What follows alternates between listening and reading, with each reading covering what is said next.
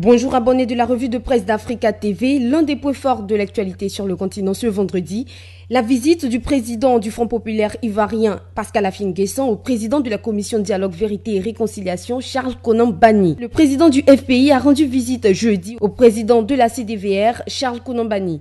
Le site d'information Boa Connect revient sur cette visite. Réconciliation Côte d'Ivoire, le FPI disponible pour accompagner la CDVR dans sa mission. Selon le site, le FPI entend proposer à la CDVR l'organisation des États généraux de la République afin d'examiner les causes de la crise, en tirer des leçons et engager la reconstruction du pays dans la paix.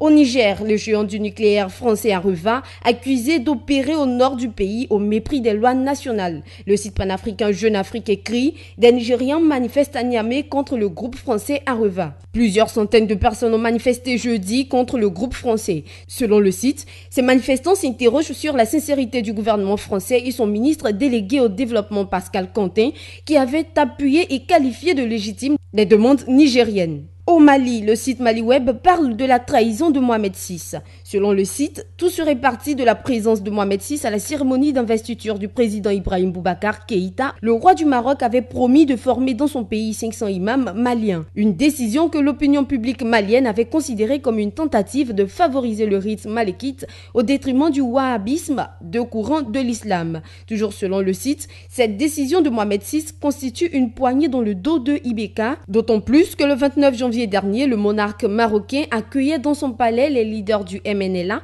le mouvement à l'origine de tout le chaos régnant dans le nord du Mali depuis sa déclaration d'indépendance en avril 2012.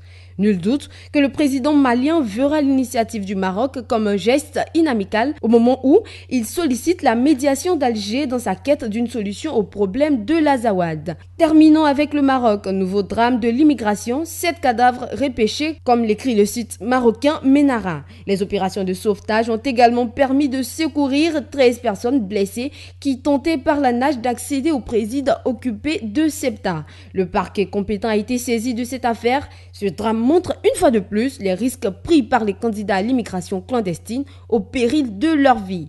C'est ici qu'on s'arrête pour aujourd'hui. Bon week-end à tous et continuez de suivre l'actualité sur Africa TV, l'actualité de l'Afrique qui bouge.